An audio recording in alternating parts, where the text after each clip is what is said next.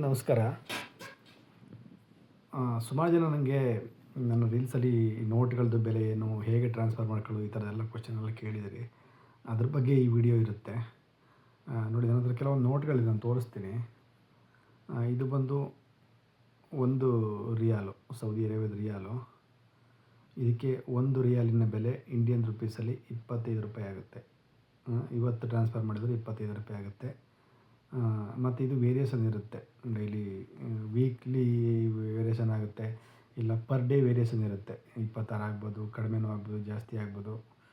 ಕಡಿಮೆ ಮೊದಲೆಲ್ಲ ಕಡಿಮೆ ಇತ್ತು, 22, 23 ಇತ್ತು. ಇವಾಗ 25 ಆಗಿದೆ. ನಾಳೆ 27, 28, 30 ಗಂಟೆ ತಲುಪೋದು.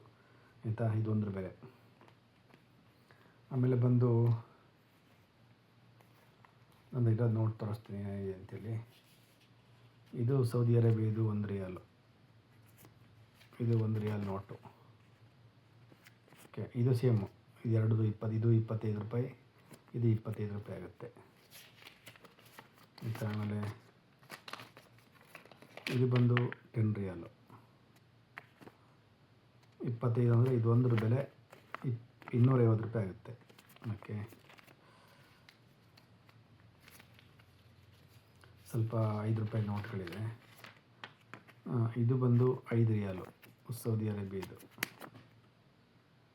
ಓಕೆ, ಇದ್ರದ್ದು ಬೆಲೆ ಬಂದು ಅದೇ ಸೇಮು, 25 ರೂಪಾಯಿಗೆ ಎಷ್ಟಾಗುತ್ತೆ, 125 ರೂಪಾಯಿನಾಗುತ್ತೆ ಒಂದು. ಇದು 5 ರಿಯಾಲು. ಆಮೇಲೆ ಏನಿದೆ ನೋಡ್ತೀನಿ.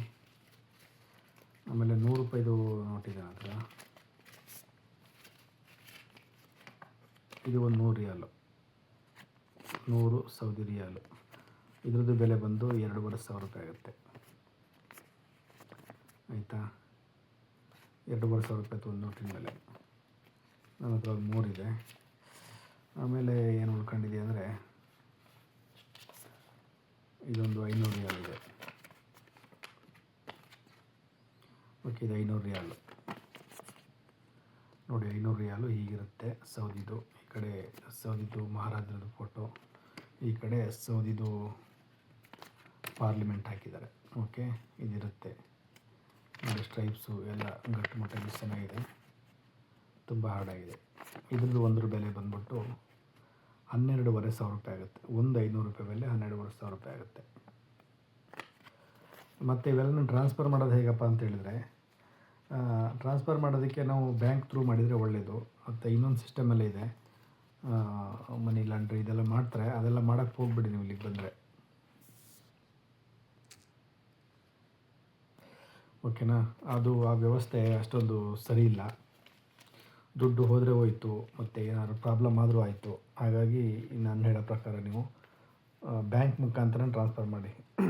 ಇಲ್ಲಿ ನಿಮ್ಮದು ಎಕಾಮ ಕಾರ್ಡ್ ಯಾವಾಗ ರೆಡಿ ಆಗುತ್ತೆ, ಆಯಿತಾ, ಇಲ್ಲಿ ID ಕಾರ್ಡ್ ರೆಡಿ ಆದ ನಂತರ ನಿಮಗೆ ಬ್ಯಾಂಕ್ ಥ್ರೂ ಮಾಡೋ ಒಂದು ಅವಕಾಶ ಸಿಗುತ್ತೆ.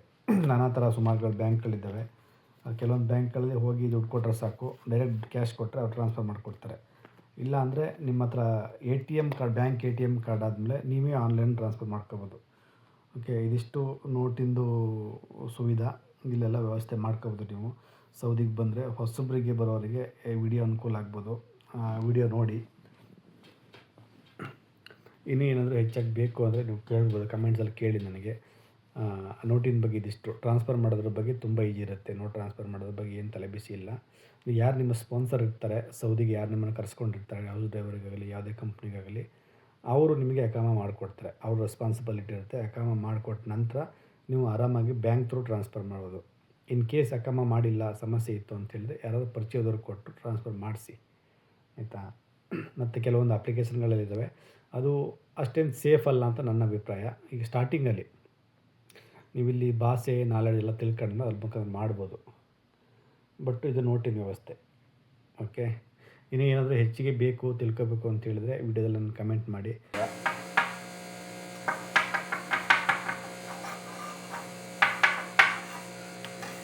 ಇನ್ನೇನು ವಿಶೇಷ?